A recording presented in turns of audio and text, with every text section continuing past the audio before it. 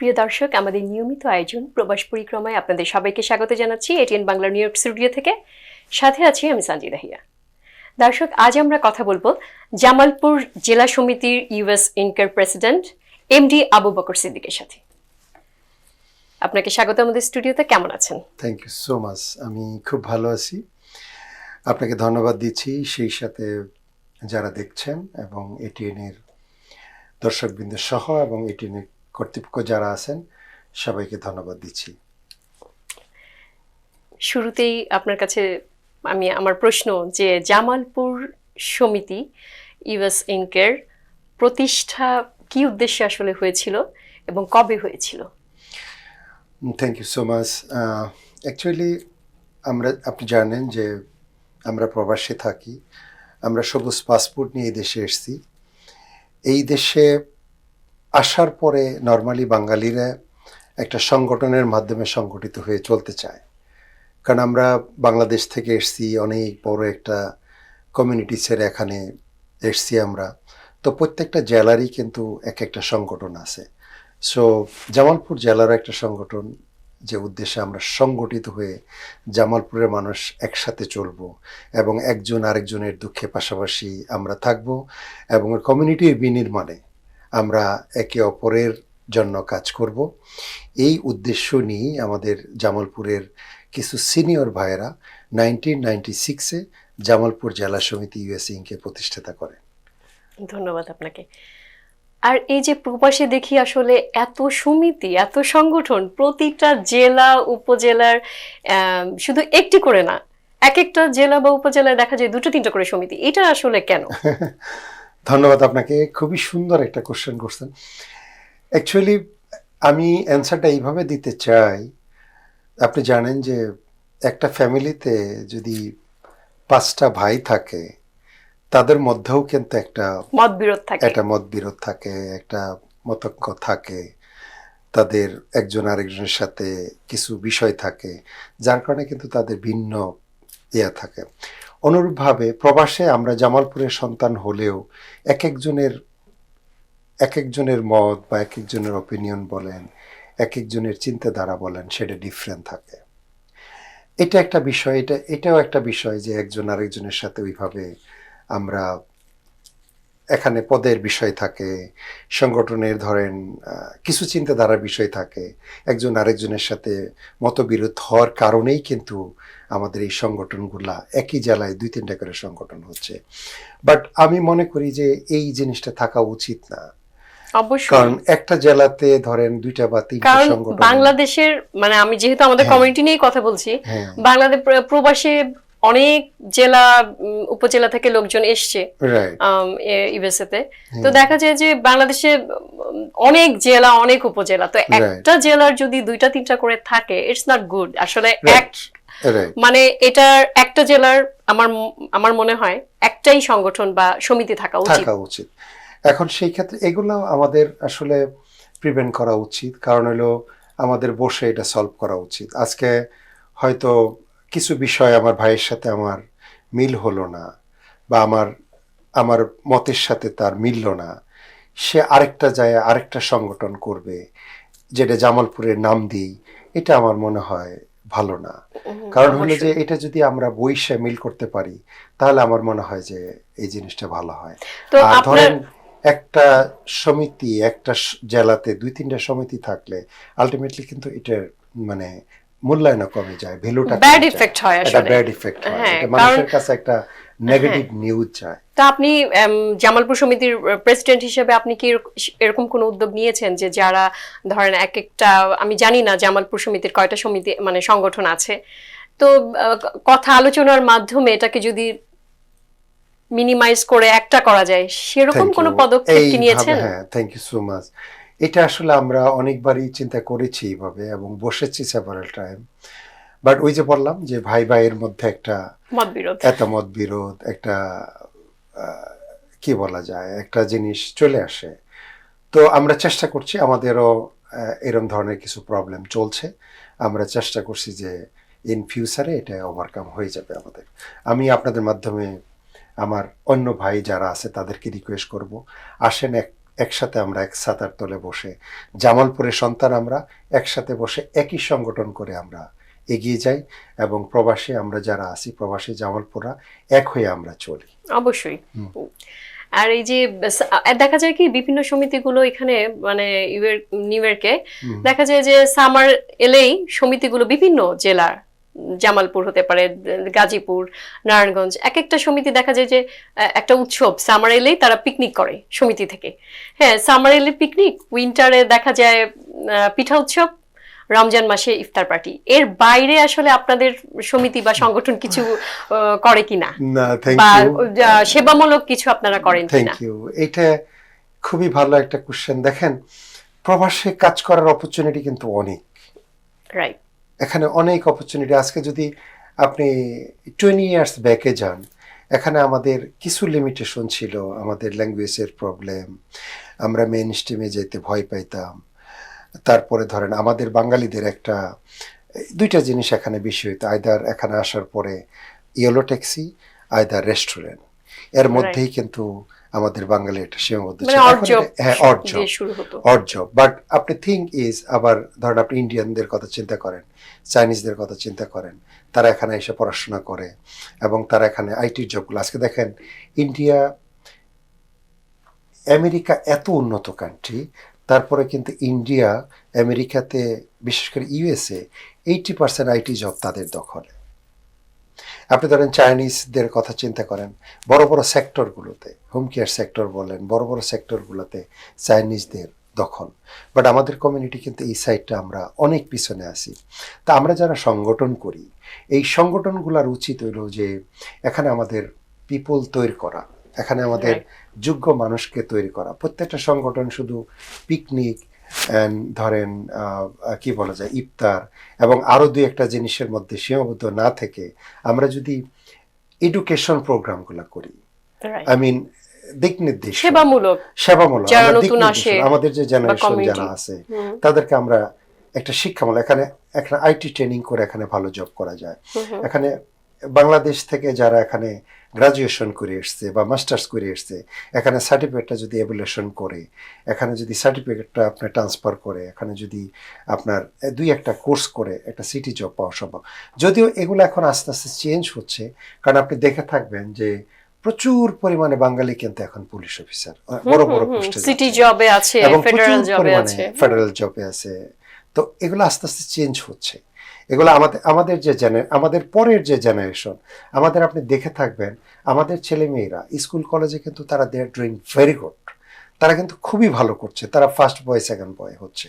এটার কারণ হচ্ছে যে বাংলাদেশের কমিউনিটিতে দেখা যায় যে আমাদের বাংলাদেশের ছেলে মেয়েরা অনেক ভালো রেজাল্ট করছে, কারণ এখানে দেখা যায় কি যে ইউএসএ তে এখানকার এরা কিন্তু পড়াশোনার ব্যাপারটাতে একটু পিছিয়ে, মানে ওরা কিন্তু হাই স্কুলের পরে আর পড়ে না, ওরা জবে ঢুকে যায় বা, কিন্তু আমাদের বাংলাদেশি ওরা স্টুডেন্ট হিসাবেও আসে এবং যারা আসে তারা পড়াটাকে অনেক প্রায়োরিটি দেয়। আমরা যারা দীর্ঘদিন এই প্রবাসে আছি তাদেরকে সঠিক গাইড করা, এবং ধরেন আজকে একটা মাস্টার ডিগ্রি করে বাংলাদেশ থেকে এসছে, সে এসে কোনো দিক নির্দেশনা পায় না। তার ধরেন আমাদের সেকেন্ড ল্যাঙ্গুয়েজ এখানে হলো, আমাদের সেকেন্ড ল্যাঙ্গুয়েজ আমাদের বাংলা। সো এখানে আমরা সবসময় ল্যাঙ্গুয়েজ, মানে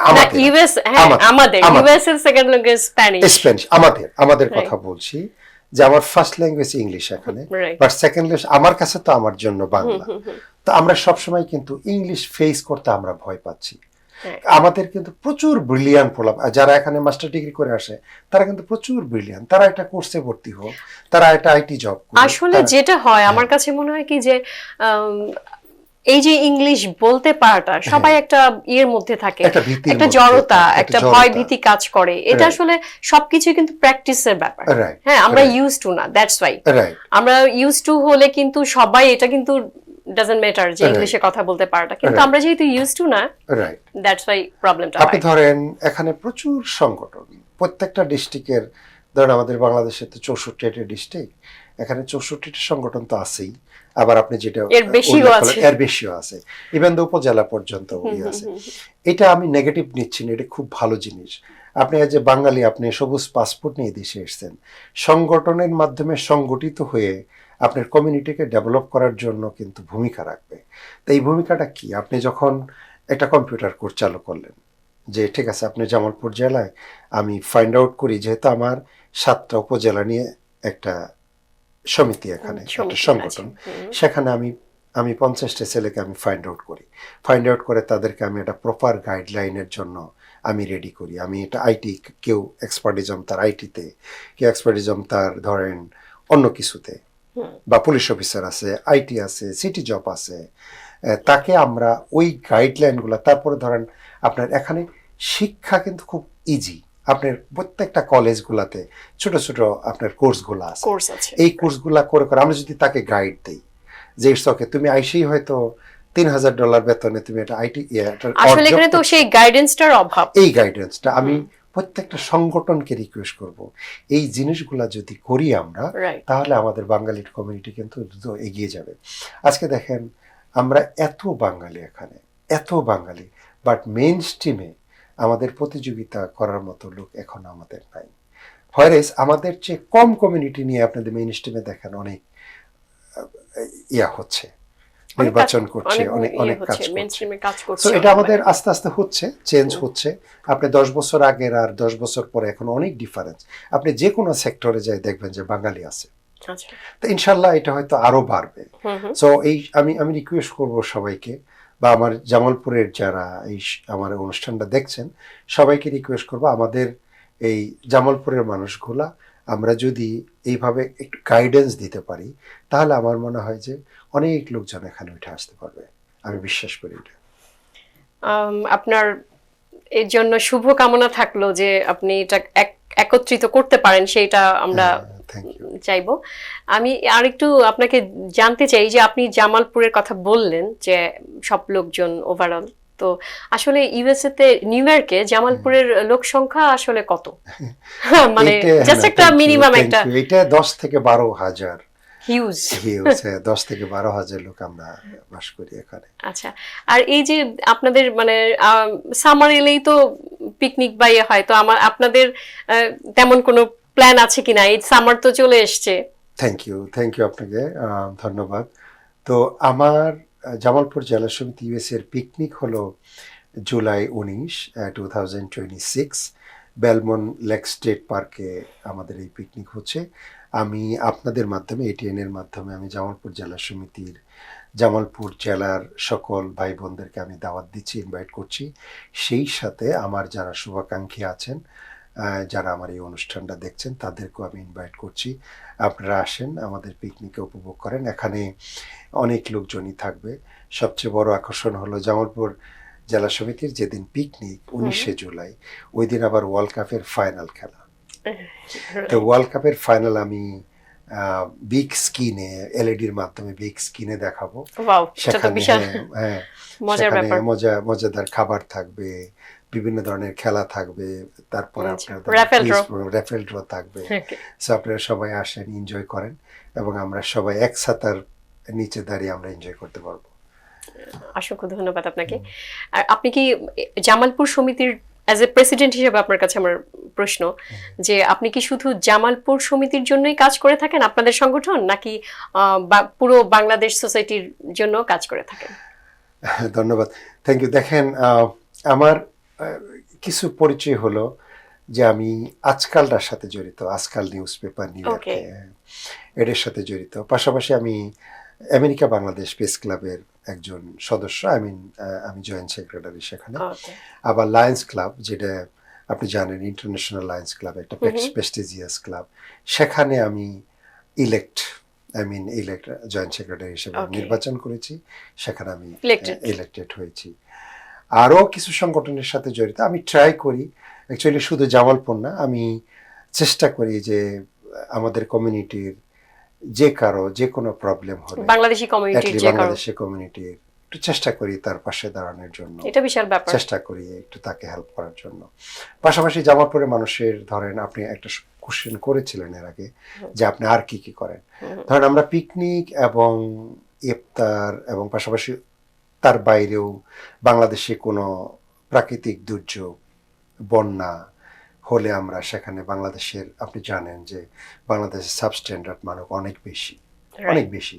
সেই ক্ষেত্রে আমরা চেষ্টা করি সেবামূলক কাজ করে থাকেন, একটা চেষ্টা করি।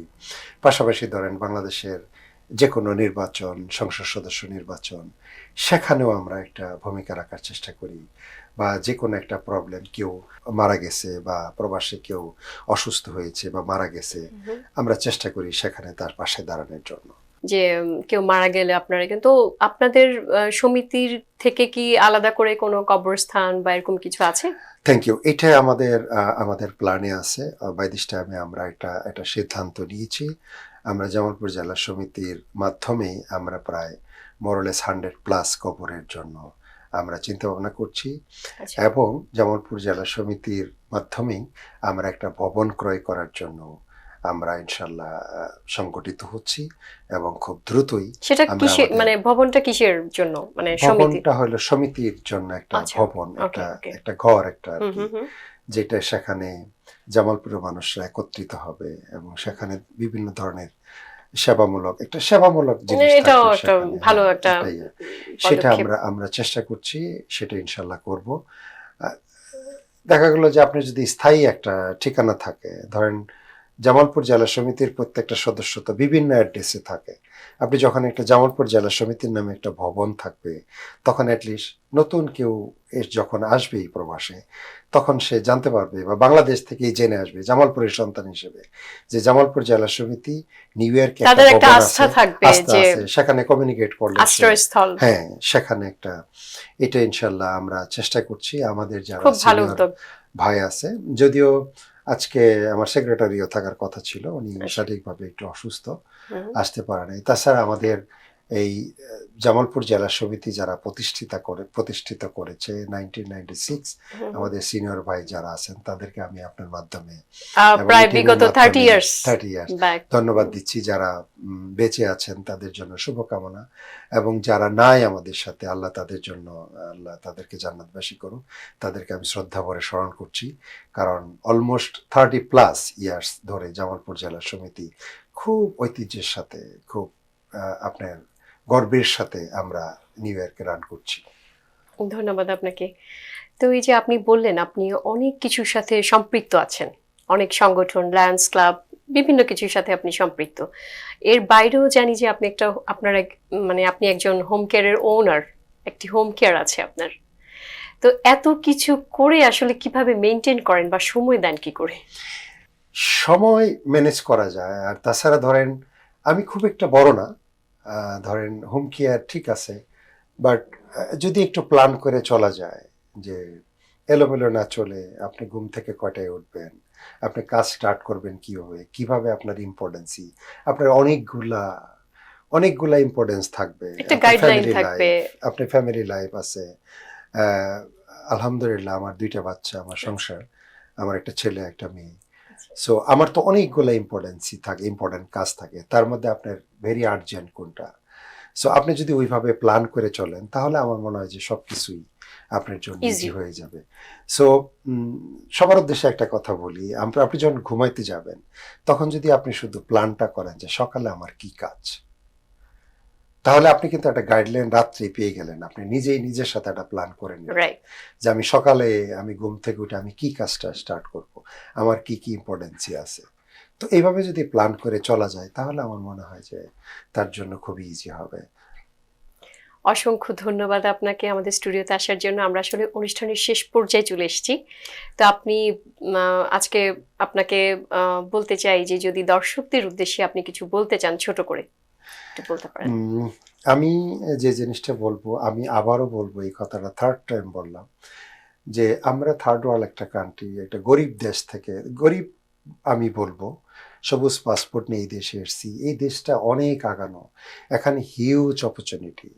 এখানে যদি আমরা অড জব থেকে বেরিয়ে এসে আমরা আমাদের আল্লাহ পাক প্রত্যেকটা মানুষকে হিউজ পটেনশিয়ালিটি দিয়ে এখানে পাঠিয়েছেন।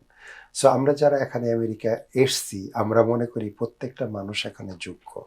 আমরা যদি নিজের সাথে একটা কমিউনিকেশন করি, নিজের সাথে নিজের অ্যাকাউন্টেবিলিটি, নিজের জবাবদিহিতামূলক যদি আমরা নিজের কাছে করি যে আমি সারাদিন আজকে কি কাজ করলাম, আমার কি কাজ করা উচিত ছিল, আমি আমার ফ্যামিলির জন্য কি করলাম, আমি আমার কমিউনিটির জন্য কি করলাম। যেহেতু আমার একটা দায়বদ্ধতা আছে, যেখানে হয়তো আমি এগিয়েছি বাট আমার সাইটে আর অনেক লোক আছে কোনো না কারণে তারা আগাইতে পারে নাই, তাদেরকে আমার গাইডেন্স দেওয়া এবং তাদের নিজের ইয়ে থেকে এখানে অনেক সুযোগ আছে। বারবার একটা কথা বলছি যে আপনারা যদি মনে করেন অড জব থেকে বেরিয়ে আপনারা যদি ছোট ছোট কোর্স করেন, এখানে ছোট ছোট কোর্স করে যদি আপনার সিটি জব করেন, পুলিশ জবগুলো এখানে কোনো বয়স লাগে না, অনেক অপরচুনিটি, আইটির জবের কোনো বয়স লাগে না। সো এগুলা যদি আপনাদের সন্তানকে যদি আপনি প্রপারলি ওইভাবে গাইডলাইন দিয়ে যদি এখানে, তাহলে আমাদের কমিউনিটিটা অনেক ডেভেলপ হবে, আমরা ইন্ডিয়া এবং চাইনিজের মতো আমরাও এগিয়ে যেতে পারবো। আপনাকে আবারও অনেক ধন্যবাদ। প্রিয় দর্শক, আজ এই পর্যন্তই। আবারও দেখা হবে নতুন কোনো এপিসোডে। সে অবধি আপনারা ভালো থাকুন, সুস্থ থাকুন।